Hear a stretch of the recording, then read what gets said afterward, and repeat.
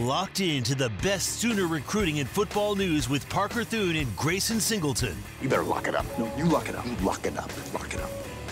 Hit the guys up on the Riverwind Casino call-in line at 405-329-9000 or text the show on the Knippelmeyer Chevrolet text line at 405-651-3439. Do it! Just do it! Now, with Locked In, here's Parker Thune and Grayson Singleton.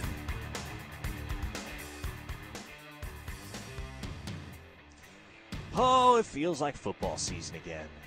And it is football season again. There was college football on TV last night. There will be college football on TV again this evening. And there will be OU football in the Palace on the Prairie tomorrow evening. What a weekend it is, and we're glad that you're spending the precursor to said weekend with us here on the Ref. Parker Thune alongside Grayson Singleton. This is Locked In here on the Home Sooner Fans. The Knippelmeyer Chevrolet text line always available to you throughout the show at 405-651-3439. It's always a highly interactive hour. Hit us up. Let's talk. More than happy to answer any and all questions you may have for us. But all in all, Grayson, as we look at the Illinois State matchup that lies ahead, from a recruiting standpoint, there aren't a ton of storylines as far as prominent visitors, etc. But looking ahead to Michigan, we will have more than a week's worth of content to discuss as far as the guys that are going to be showing up to that game and the moves that Oklahoma has the potential to make on the trail based upon what happens 8 days from now at Owen Field. In the meantime, though, before we get rolling, I want to remind you that the show is brought to you by Dorsey Jones GMC out in El Reno. If you're looking for a new vehicle, why not a GMC? They offer some of the most reliable trucks and SUVs on the road today. Dorsey Jones also offers half-price oil changes on Saturdays as well. So, swing by Dorsey Jones, get your oil changed on your way into Norman for the game tomorrow. But Grayson, I got the chance to go watch some 918 football last night. How was it out there? Saw Bigsby and Owasso up at H.H. Chapman Stadium on the campus of the University of Tulsa. I tell you, and I know you're very heavily tied into the OK Preps ranks, I think everybody coming into this season kind of figure, okay, Bixby's still going to be formidable. Are they going to be the same old Bixby? Kind of the same conversation we have every year, akin to when Nick Saban and Alabama were in the midst of their dynastic run. Okay, this has got to be the year where they take something of a step back, right? And so I went out last night to H.H. Chapman Stadium under the impression that it was going to be a game. I liked Bigsby to beat Owasso, but I thought it was going to be a game. It was not a game, Grayson. It was not a game. Bigsby raced out to a 28-0 lead in the first 15 minutes of play and eventually salted away a 49-21 victory. So a very decisive win for the Spartans to kick off their 2025 campaign. But I'm going to go ahead and say this. Caden Penny gets the stamp, homie. I'll be honest. I wasn't 100% sold on Caden Penny being a top 50 player in the 2027 cycle. He's currently ranked number 34 nationally in the 27 class, according to Rivals. Wasn't 100% sold on that ranking until I went and watched him play last night. I had seen him a couple times last season. Boy, has he gotten so much better. That dude is a force, and a guy that's very high on Oklahoma as well. He's a force, and Parker, he got bigger too. He looks like he has added some considerable size, and he looked good. Looked light on his feet. And also just looks sturdy in pass protection, too. Really good fundamentals, good footwork, and whatnot. So I was actually very impressed with what I saw from Caden Penny last night. But just the fact that he looked measurably bigger this year. He looks like a dude that when he goes to college, he's going to be ready for the next level in terms of his body. Not a whole lot to nitpick from last night either, too. I thought he was good. I thought Bixby, I'll tell you this about Bixby. This time right now compared to this time last year, they look more formidable than they were a season ago at this point. They look otherworldly dynamic. And they were dynamic last year. But, I mean, they lost dudes like a running back. They lost Blake Hogshooter, who ended up at Houston, I believe. But Braden Presley, the play that he made, dragging dudes into the end zone, which, by the way, he looked bigger too. They look physically stronger. They look faster. They look more dynamic, and they are the team to beat right now in Oklahoma 6A1. No question about it. Man. I mean, here's the thing about week one at every level. Teams are still working out kinks for the most part. I know where you're going with this. They're still trying to figure stuff out. They're still trying to nail down what works and what doesn't and just develop that on-field chemistry and get everything working like a well-oiled machine. Bigsby looked like a well-oiled machine last night. That's not a team that has much to get figured out the rest of the way. They looked buttoned up immediately. But, brother, let me tell you, Caden Penny had to go up against Taj Overton. And Taj Overton is a heck of a football player. Like, and this is not, like, me saying this is not me trying to take any sort of dig at Taj Overton, because that dude is a menace down in the trenches. But Caden Penny completely neutralized Taj Overton last night. And Taj Overton didn't play the whole game. He spent a quarter, maybe a quarter and a half on the sideline. I think he was dealing with cramps. There were a lot of guys dealing with cramps last night. But Caden Penny, from that left tackle spot, pretty much ensured that Taj Overton had minimal impact on the football game. And that's no small feat whatsoever. None. I also think, although he is playing left tackle for Bigsby right now, Penny is probably an interior projection. I was just about to ask you that too. He's not tall enough to play tackle.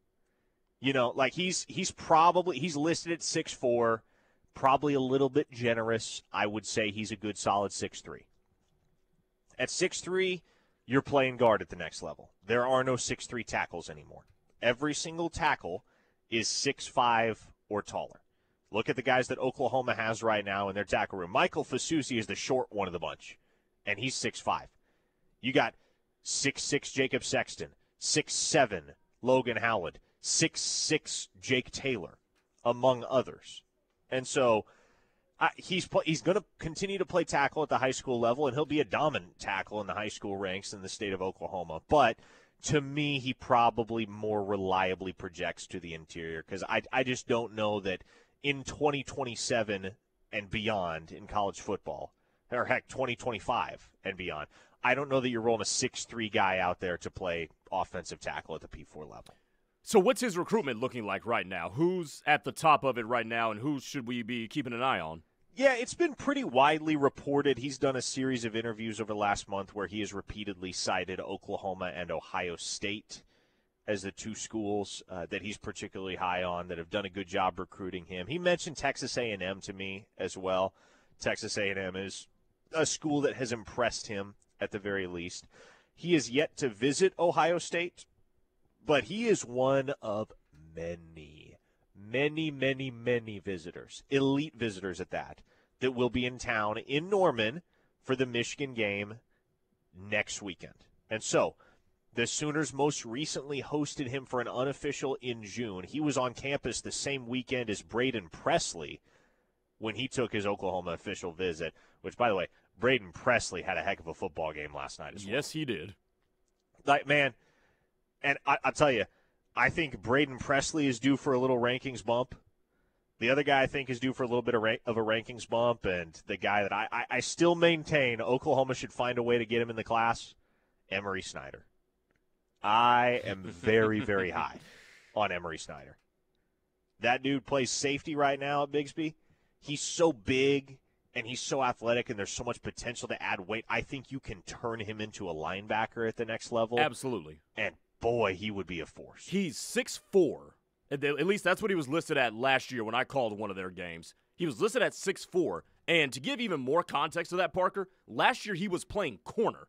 So they've moved him from corner to safety this year. He also can play in the slot. And what Bixby does a really good job of, they've done this with Trey McLaughlin too, who's the Oklahoma State commit at linebacker, kind of a hybrid linebacker safety, is when their guys show that they have potential to be versatile, they do a really good job of mixing and matching how they deploy them. So Trey McLaughlin plays a lot of different things, sort of like an Isaiah Simmons type of role. But Emery Snyder at 6'4", with the potential to build onto his body, is a dude that you could easily see as somebody who can make an impact in the slot. Say for Oklahoma at a Cheetah, he can play safety, but he can also bulk up to play linebacker. There is a world of potential with him. I've made this comparison off air. I don't know if I've ever made this comparison on air. There are some shades of Danny Stutzman to me with Emery Snyder, because Danny Stutzman played safety in high school, and he played nickel in high school, and he was primarily a defensive back. But it wasn't hard to figure, looking at the frame and the way that he moved at that size, that he was going to be a linebacker. And once you packed some weight onto him and got him settled in at linebacker, he could be one of the most dominant sideline-to-sideline players in the entire country. I think that same potential exists for Emery Snyder. To me, shout out to West Virginia. Shout out to Zach Alley and Henry Weinreich, two former Oklahoma assistants, obviously, and that staff up there in Morgantown for seeing the vision with Emery Snyder. There are plenty of other P4 schools that should see the vision as well, and I'm somewhat surprised that they haven't yet. 405-651-3439. 580 Nate with an interesting point. Hard to trust an O-lineman named Caden. I did see Caden Green trending on OU Twitter last night. I guess he had a couple of less than stellar reps at left tackle for Missouri against Central Arkansas. Oops. What'd you think of Missouri, though? What'd you think of Bo Pribula? I know they were playing Central Arkansas, but what'd you think of him? He looked nice, man. He did. I thought he did, too. Yeah, he looked good. He looked better than I expected him to look. I don't know if there's much of a quarterback controversy there anymore after the way that he played last night and with Sam Horn banged up.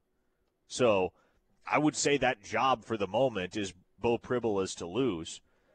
But Caden Green, a left tackle, seems like there's some work that needs to be done there. And he played all of last season at guard, so end of the day, he's still – and he's played left tackle before. Let's not get it twisted. He played left tackle all throughout high school. So he spent most of the last 2 seasons at guard. Now he's going back to tackle.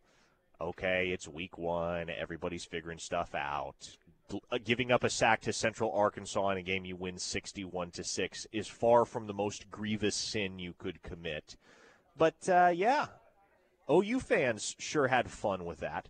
Corn Sooner on the text line said, did Parker just say we're getting out-recruited by Zach Alley? Not exactly, Corn Sooner.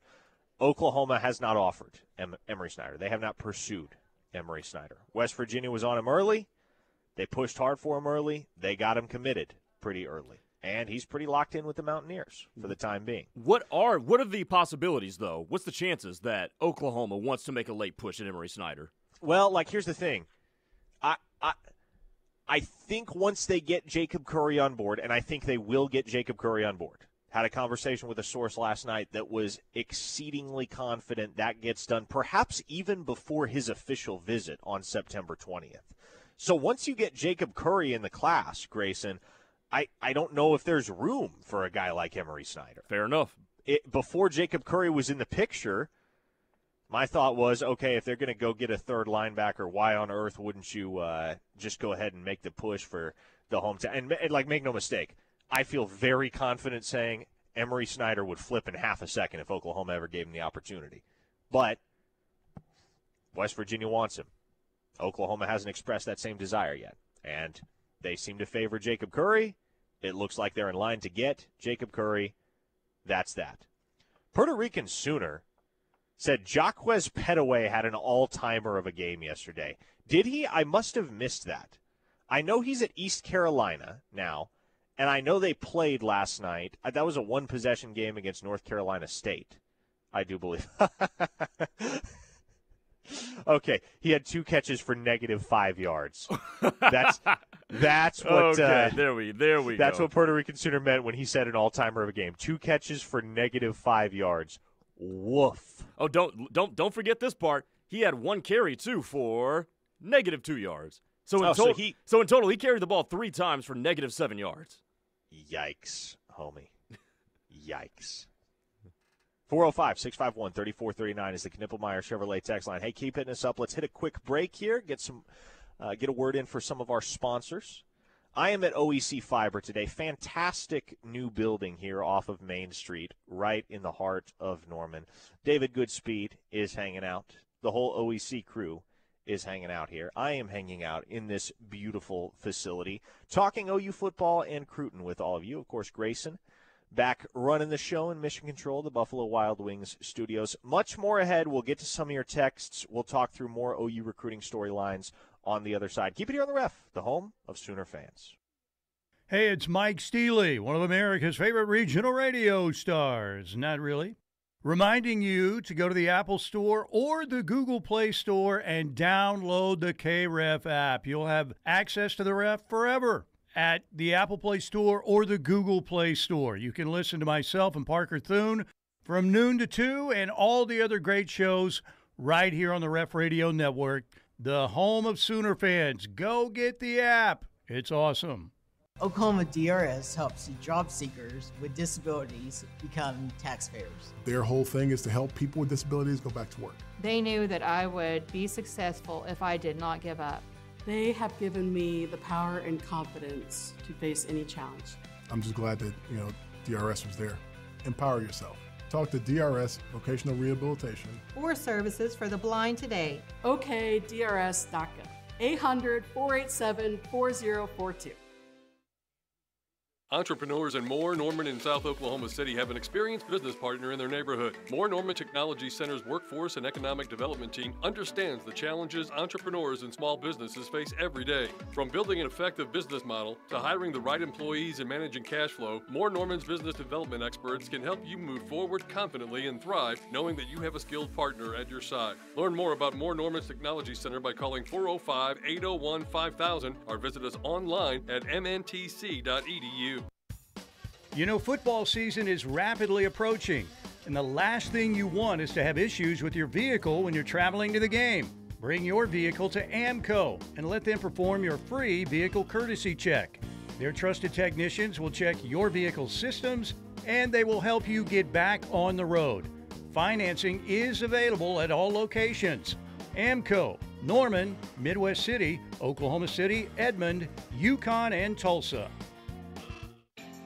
For over 37 years, Bob Maupin has been providing roofing and construction services in Oklahoma for residential and commercial clients. Maupin Roofing and Construction is a locally owned family business. They do work right the first time. Maupin Roofing has insurance specialists to work with your insurance company in resolving your damage claims. Call Bob at Maupin Roofing and Construction at 405-703-3843 for your free estimate today. 405-703-3843 or visit maupinroofing.com. Maupin Roofing. Go Sooners. It's back to school time here in the country, and you better get that special cargo to school in something nice to look at, affordable, and easy to buy. Well, at Seth Wadley Chevy GMC in Pauls Valley, it's never been easier to buy than learning your ABCs. Right now, you can have your choice of a new Chevy Silverado Crew Cab 4x4 or a new GMC Sierra Crew Cab 4x4 and take $11,000 off with many to choose from. Trust me when I say this, we are back to school with the entire lot full of new Chevy and GMC trucks ready to learn your driving style. And everybody has learned that no one gives you more money for your trade than we do here in Pauls Valley. Seth Wadley Chevy GMC also gets an A in customer service, so you'll never be treated like those troublemakers in the city. Seth takes everyone to school with over $24 million and counting on a promise. That's my promise of oil changes and engines for life on new or used gas or diesel at no additional cost to you. So come get you a new pickup at Seth Wadley Chevy GMC, I-35 exit 72, Pauls Valley, or click SethWadleyGMC.com. GMC, we are professional grade.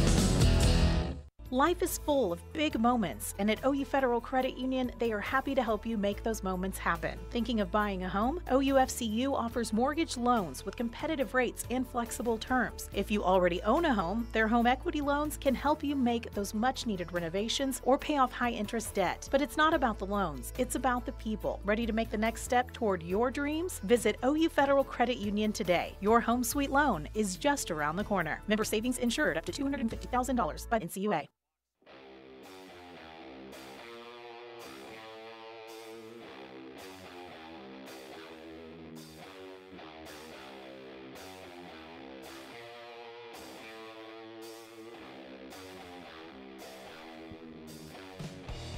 I'm glad somebody brought this up on the Knippelmeyer Chevrolet text line. A listener here in the 405, Grayson Singleton, said, can we talk about how annoying Dylan Raiola is? And he continues to deny the fact that he doesn't try to copy Mahomes. If he owned up to it, people would probably hate him less. It's becoming borderline creepy how much Dylan Raiola makes an effort to mimic Patrick Mahomes.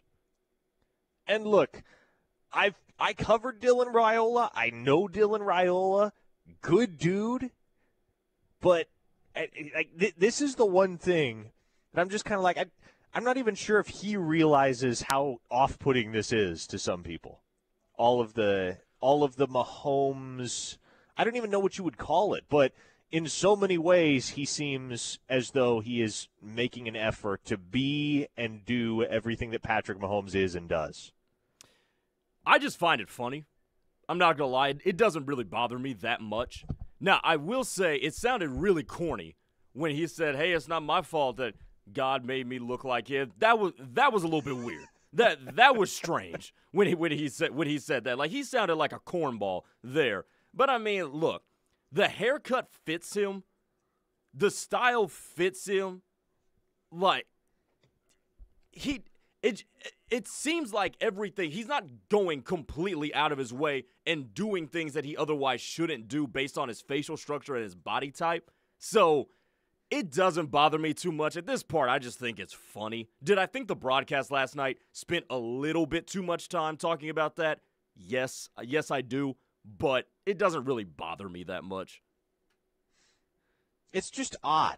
I don't know that it bothers me. It's just kind of objectively weird. Yes. Like, man, yes. Build your own brand, be your own man. Patrick Mahomes is Patrick Mahomes. You be Dylan Raiola. You're an adult.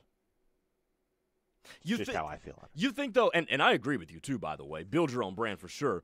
Do you think that he set out to do this, or do you think he got wind of people on social media being like, hey, why this dude look like a carbon copy of Patrick Mahomes, and he just ran with it? He just kind of leaned into it? Yeah, exactly. Interesting. I feel like that's on the table. I guess it could be. Even so, at that point, you're just kind of trolling, aren't you? Yes. It's weird. Any way you slice it, it's weird. Glenn from Nashville says if he wants to lean into being the next Mahomes, he needs to beat Cincinnati more decisively than 20-17. Chris in Chicago says, I heard he made his girlfriend change her name to Brittany. Okay, come on. Okay, that's wild. A 405 listener says, yeah, that's a better way to put it. It's just weird. Yeah, it's just Turban Meyer just on the text line also had, literally my lunch convo at lunch today, how ridiculous he looks. And again, you're a 5-star, former number 1 prospect, heir apparent for the Nebraska football program, the guy that is expected to be the savior. Be your own man. That's all you got to do. That's all you got to do. Listen, the Mahomes comparisons are never going to go away because they do look the same physically. There's a certain element of resemblance there. Obviously, they wear the same number, which I'm not sure whether that's intentional or not, but don't know that you have to lean into it as much as he has to this point. Now, he's a really good football player, really good leader too. I thought he looked pretty solid last night. I think, and I will make this prediction, I think Nebraska plays in a college football playoff game at some point while Dylan Raiola is still on campus. But I don't know that he's really making himself any fans outside of the Nebraska fan base by leaning into the baby Mahomes persona. Let's talk about OU football. Let's pivot away from the Dylan Raiola conversation. That ran a little bit longer than I intended. I apologize. But 405-651-3439 is the Knippelmeyer Chevrolet text line. Now, we are obviously going to have 5 hours of pregame radio tomorrow, leading into the Sooners matchup with Illinois State. And we will cover a lot of ground. I will be on air 11 to 1. We'll have several esteemed guests joining the program. But I will set this expectation right now. Grayson, I think the starting offensive line for Oklahoma is going to look a little different than some folks may expect. I can confirm, based on sourced conversations over the last couple of days, that the Sooners are going to hold Derek Simmons out of action. They are going to hold Michael Fasusi out of action. And it does also sound as though that they're going to hold Heath Ozida out of action as well. And so, and again, none of those guys are dealing with anything injury-wise that is hugely significant. Like Simmons is still getting, I shouldn't say still getting past, he's gotten past a concussion that was suffered second week of camp. He's been back to practice, but there's no real reason to play him against Illinois State, and so Oklahoma's not going to. Same thing with Fasusi, right? He had the episode at practice last week, or maybe it was 2 weeks ago now, where he had to be hospitalized out of an abundance of caution with heat-related symptoms. And so similarly, they're just going to take it easy on him. They're not going to put him on the field against Illinois State. Ozida, kind of the same thing, a little bit banged up. They're not going to take any additional risks with him. So I would expect that your starting offensive line tomorrow, left to right, Grayson, is Jacob Sexton at left tackle, Eddie Pierre-Louis at left guard, Troy Everett at center, Fabechi Wiwu at right guard, and probably Logan Howland at right tackle. Now, Logan Howland is somebody that I think will be quietly integral to Oklahoma's success this year. Because much as you would love to envision a world where Oklahoma gets through the entire season with Jacob Sexton and Derek Simmons as your bookends on the offensive line, there may and likely will come a point in time at which you will need a capable and athletic and powerful swing tackle like Logan Howland to chip in at either left tackle or right tackle. He can do both. He has played both in game situations in the past. He has repped at both positions throughout fall camp. And it is my expectation right now that he does get the start tomorrow at right tackle. So Logan Howland definitely going to be a guy that you're going to want to keep an eye on tomorrow and moving forward. Because, hey, there's also the possibility, man, and I'm not predicting that this happens, but let's say Logan Howland plays really well against Illinois State. Do you automatically give Derek Simmons the starting job for the Michigan game? Do you automatically throw him back out there, or do you kind of want to take a wait-and-see approach and see how things play out on the practice field between Howland and Simmons before you make a decision as to who's going to be your starting right tackle against the Wolverines? There's a conversation to be had there. And I think the conversation should be had if Logan Howland impresses. And this is one of those things where Logan Howland has an opportunity to elevate himself in terms of his importance to the season. I know I kind of just restated what you said, but my thought was going in the direction where you just ended that with. If Logan Howland does play well, is it worth breaking up the synergy that would have been developed? Now, it's not a really deep one, but it is still a synergy that you would have developed getting ready for this week's game. Is it worth breaking it up if he plays well? Now, if you decide, hey, let's roll with him into the Michigan game, you might want to have a quick leash. So if it looks like whatever progress you thought you had against Illinois State isn't showing up satisfactorily against Michigan, then you need to go back to the established veteran, Derek Simmons, and you should be able to plug him in there without any sort of creases or whatnot. But for me, if Logan Howland's going to get the start, I think in terms of unsung players on the roster, so taking out John Mateer and Jaden Ott and R. Mason Thomas and all those dudes, in terms of unsung players, that's the one you've got a red eye on, because you want to know what kind of progress have you made from last year where you ended the year better than you were when we had to throw you in there against Ole Miss to now. That would be something I'm keeping a huge eye on. Interesting couple of texts here. One comes from Glenn in Nashville. Man, I am not comfortable with holding all these guys out, and then their first action they see is against Michigan. Ott, Simmons, Fasusi, at least get them a couple of snaps. And look, Oklahoma, to my knowledge, is not holding Jaden Ott out tomorrow. Jaden Ott will play against Illinois State. Derek Simmons, this is a guy that's played 5 years of college football. It's not as if, let's say you throw him right back in there in the starting lineup against Michigan, and he's your right tackle for that primetime matchup against the Wolverines.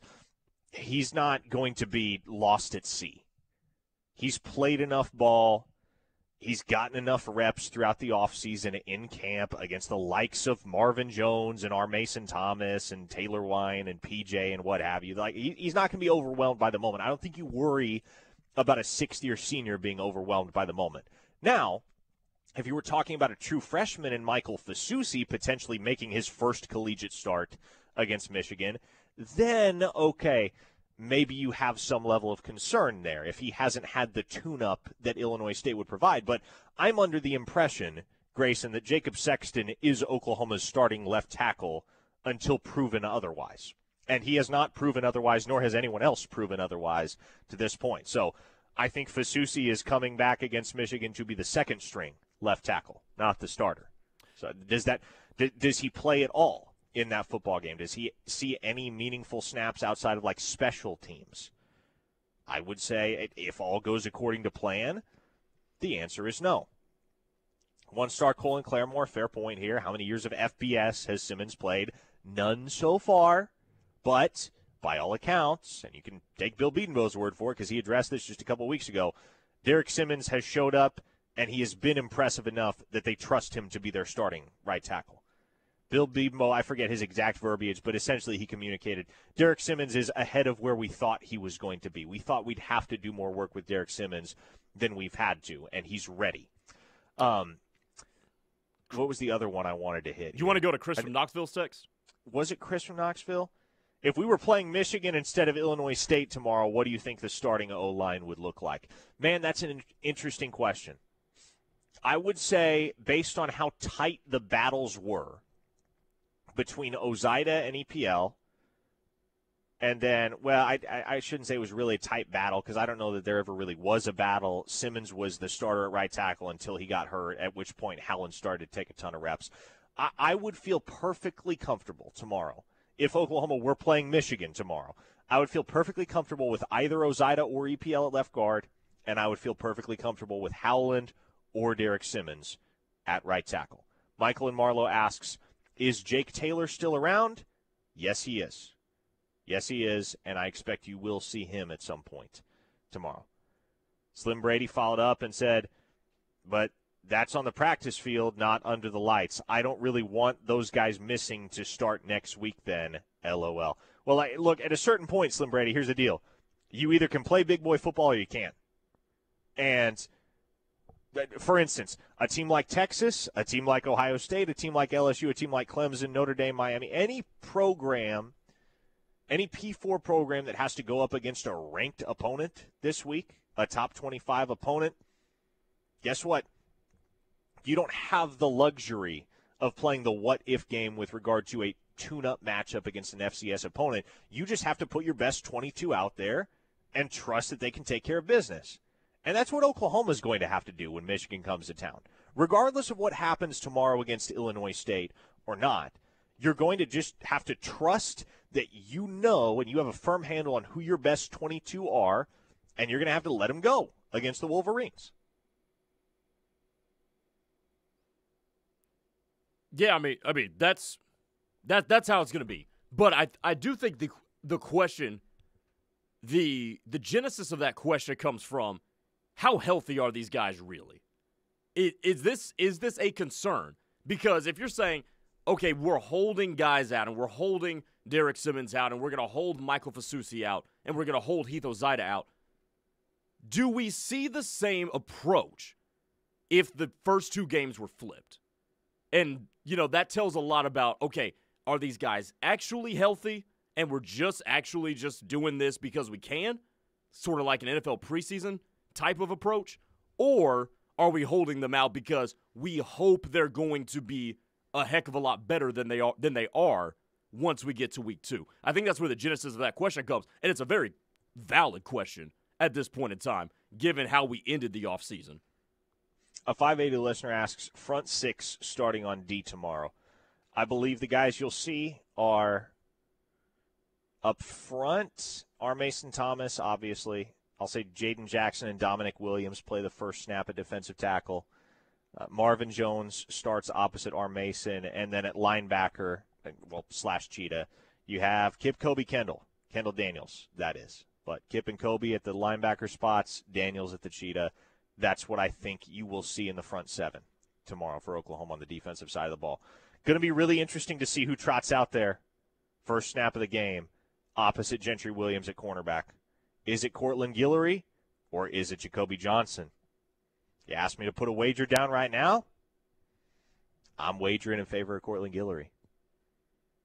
I think he's the guy tomorrow. I think he earns his first career start in his first career game. We shall see, though. Generally, the coaching staff, unless it's a guy that – well, and here's the thing. Here's maybe why I think that is because Cortland Guillory has just been flat undeniable all offseason. Like, he's been fantastic. Generally, if it's a tightly contested battle between a freshman and another veteran, the coaching staff will give the benefit of the doubt to the veteran, at least to start the season. I just think Cortland Guillory's been so freaking impressive, man. It's like, how can you not throw that guy out there with the first team tomorrow? If he's listed as a co-starter, how is he not the guy that's trotting out there for the very first snap of the football game? We shall see. Jeff from OKC wants to know which starter gets the loudest reaction when they announce the name before the game. I say Mateer or Kanik, don't know who on defense. Yeah, the answer is unquestionably John Mateer. John Mateer is going to get double the roar that anybody else will get. Second loudest? Yeah, probably R. Mason Thomas, I would think. Give me R. Mason Thomas. Generally speaking, the fan base roars the loudest for the guys they know and the guys they respect. And right now, the guys that have commanded the highest degree of respect from the fan base, on offense, probably John Mateer. On defense, probably R. Mason Thomas. All right, folks. One segment to go here on a Friday. I am out here at OEC Fibers headquarters off of Main Street in Norman. You're listening to Locked In on the home of Sooner fans. This is The Ref. Keep hitting us up on the text line at 405-651-3439. We'll be right back. This is your home for Sooner fans. The Ref Sports Radio Network. 6 iconic names, 2 bobbleheads, 1 unforgettable night. Join us Friday, September 5th as the Cardinals face off with the Giants and celebrate the 1985 National League Championship. That night, 20,000 fans 16 and older will take home one of 2 1985 triple bobbleheads, courtesy of Coca-Cola and Deerbirds. Whether it's the legendary Coleman, McGee, and Smith, or the iconic Tudor, Cox, and Andujar, you won't want to miss your chance to get this unique triple bobblehead. Tickets are available at cardinals.com/promotions. Want to have fun and support a great cause? Well, dust off your boots for Big Brothers Big Sisters inaugural Nashville fundraiser. Join us for the best bites from around town, good drinks, and the sounds of Nashville. All the fun happens on September 12th at Embassy Suites in Norman. To be a Nashville sponsor, buy tickets, or make a donation, visit normangala.org. We hope to see you in your country chic attire for tasty eats and cool beats, and it all supports Big Brothers Big Sisters, which provides life-changing mentorships for children. And remember, it takes little to be a big. To some, the sound of a baby babbling doesn't mean much, but that's not true. They're testing out vowels and consonants and trying different sounds. And by 12 months, their babbling is beginning to take on meaning, especially if there's no babbling at all. Little to no babbling by 12 months or later is just one of the possible signs of autism in children. Learn more at autismspeaks.org.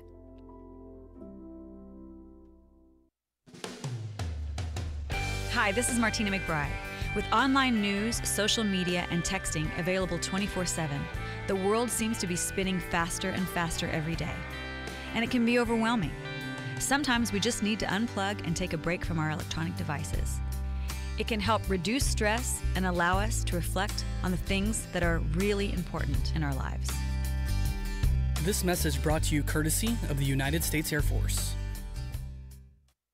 My name is DeMar Hamlin.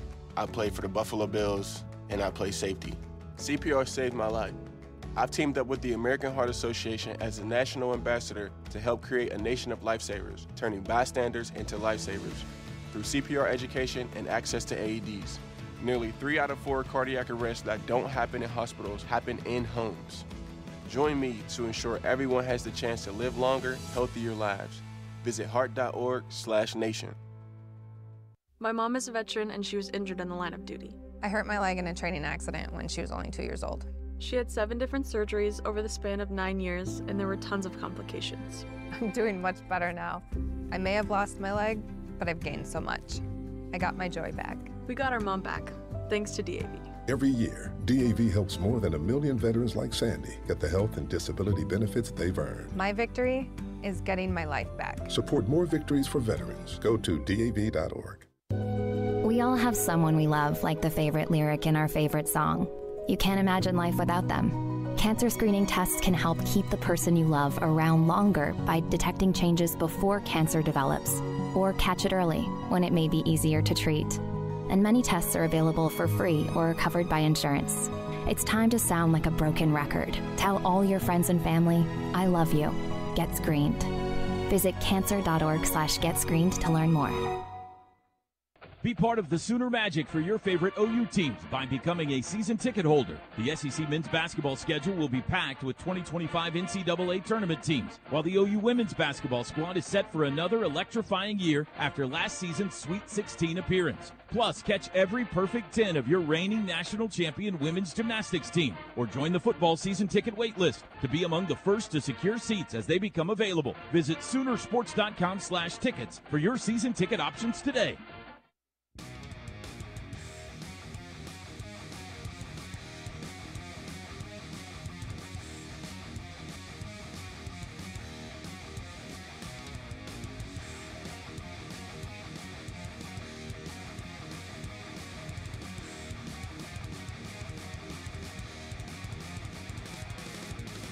Final segments of Locked In. It is a Friday.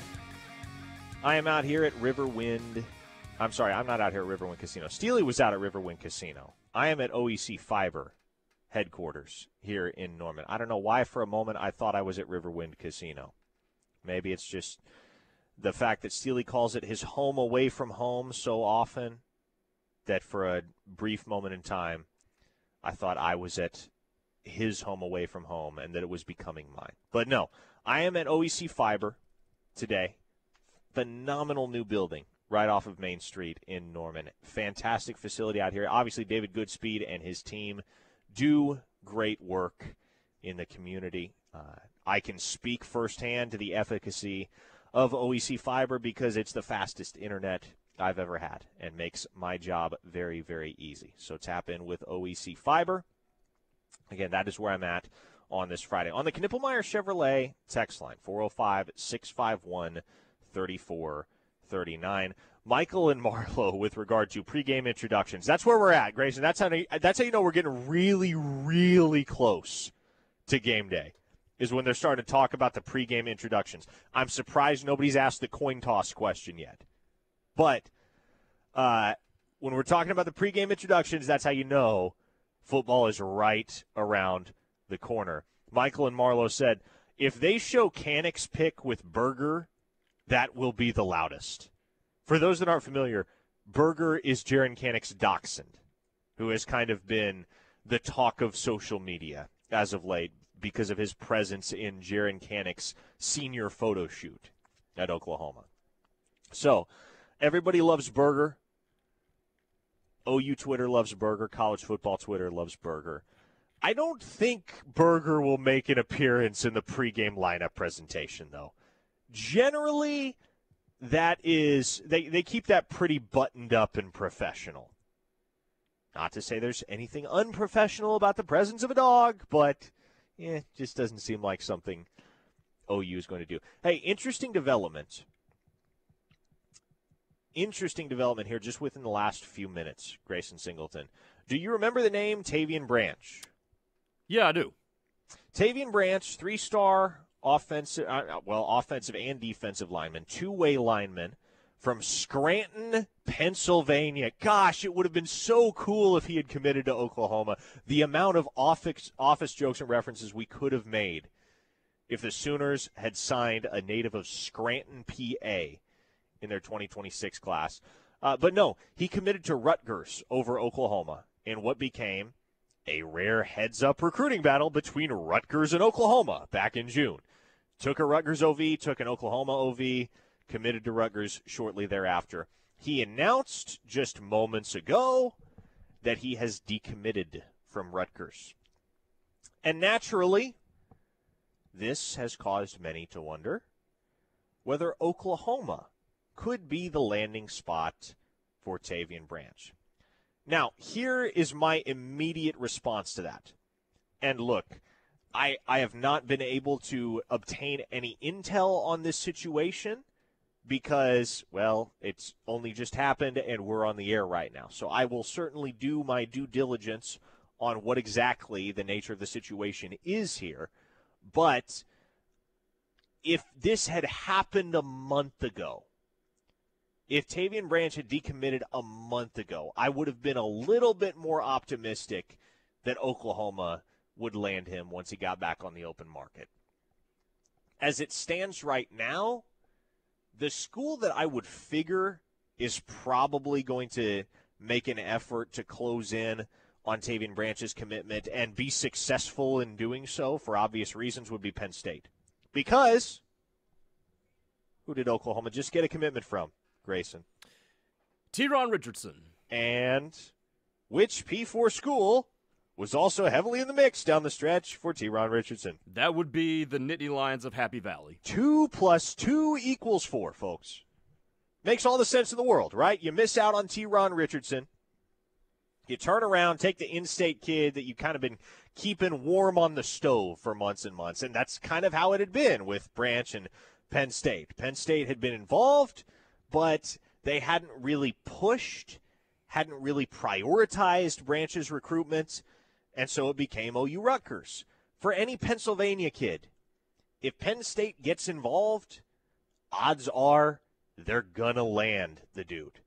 Every so often, Ohio State will go up to Pennsylvania because they can and land one of the best from within state lines up there. But for the most part, the best in Pennsylvania stay in Pennsylvania, and they play for Penn State. So if I'm just trying to solve the equation without knowing all of the variables therein, this all seems to line up pretty naturally, does it not? Oklahoma takes their third and presumably final defensive tackle of the 2026 class. It is Teron Richardson, a guy for whom Penn State was also heavily in the mix and pushing hard for. Therefore, Penn State turns around and says, well, we got this in-state kid committed to Rutgers. We can flip him from Rutgers. Let's just go ahead and do it. So that would be my expectation without knowing the specifics of the situation right now. It would be my expectation that it's going to be Penn State for Tavian Branch. But I will certainly do some additional research and tap in with some sources on the situation to try and figure out whether it indeed might be Oklahoma after all. But knee-jerk reaction, I would think Penn State. Zero Star Joe on the text line would like to know, can we get a hint of who your guests might be tomorrow? Well, I will give you several hints. One guest won a national championship at the University of Oklahoma as a player on the offensive side of the football. There's a hint for you. Two guests cover college football on a national scale and are very prominent voices within college sports media. So there you go. Two more hints for you. I have 5 total guests booked tomorrow in the 11 to 1 slot of our Ref pregame show. I will be at Yo Pablo. If you want to stop by, come say what's up. Would be more than happy to chat with you between commercial breaks or something of that ilk. But yeah, it'll be a jam-packed 2 hours. Looking forward to it. It's a phenomenal guest list, and the great thing is it's going to be an even better guest list next week for the Michigan game. We are going to stack that thing. Lost City Sooner guest Quentin Griffin. No, sadly, Quentin Griffin will not be one of the guests on tomorrow's pregame show. I wonder if I could get a hold of Quentin Griffin.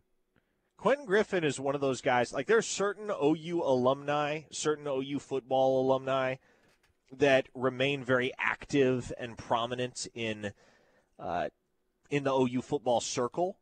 And there are others who are more reclusive and just kind of do their own thing in their post-football life. Sam Bradford is a great example of the latter, right? Like Sam Bradford that dude stays out of the limelight as much as possible. Quentin Griffin, to me, kind of seems like he fits that same category. Like, you don't really hear from Quentin Griffin these days. See if maybe we can get him on a pregame show later in the season, though. That would be a fun one, especially for those that, unlike me, got the chance to watch the 2000 National Championship season as it unfolded. I was still in the cradle at the time. Russ from Memphis says, hopefully not Seth Luttrell. No, it is not Seth Luttrell. Why are all of you guessing Seth Luttrell? Why is everybody on the text line guessing Seth Luttrell? Well, I mean, you do have to go back to find somebody who won a national championship at Oklahoma. So that 2000 team, or not 2000, was it 2003? It was 2000. 2000. Okay, I did get it right. 2000 team is probably going to be the first one that comes to mind. You gotta know, Grayson. Here's the thing: you're gonna work in this market. You gotta know the seven national championship years, I knew it was 2000, but I was having a conversation with other people earlier this week, and we threw out other years when talking about something else, not natties. That's what got it twisted up in my head. Hey, here's the thing, and here's maybe the last thing I'll say before we kick this season off. I guess we'll have the pregame show tomorrow, so I'll say a lot more, but. Last thing I'll say on our traditional radio schedule leading into the 2025 season, Oklahoma's due for a natty, Grayson. They won it in 1950. They won it in 1975. They won it in 2000. It is now 2025. If the sequence follows and it holds up, the University of Oklahoma will be national champions in the year of our Lord 2025. So, book it. Buy your tickets for the national championship game in January right now. Folks, this is indisputable logic right here. Oklahoma wins a national championship on the quarter century every dang time. 50, 75, 2000. Now it's 2025. They're getting it done again. Tattoo Baker says this would be 2026, LOL. Okay, well, don't be well actually guy, Tattoo Baker. The 2000 National Championship game was technically played in 2001, but 2000 was the National Championship season. CD from Hockley said Tavian Branch decommitted from Rutgers. Weren't we in on him? Yes, CD, we talked about him just like 5 minutes ago, and he did say, sorry if discussed, just tune back in. Yeah, quick Spark Note CD. He did decommit. I'm not of the expectation right now that it's going to be Oklahoma, but I haven't really had the chance to dig in on it yet. My thought is it makes all the sense in the world for that to be Penn State, for that road to lead to Penn State. Russ from Memphis, guess Dusty Dvorak will be one of the guests. Good guess, but no. Not Dusty Dvorak. Cody from Tulsa. I won't say the name. I will say Cody from Tulsa, you got it right. That is a correct guess. Cody from Tulsa has correctly identified one of the pregame guests for tomorrow. Well done. Still curious which of the national personalities that you hit up to come on the show. Oh, man. Like, here's the thing.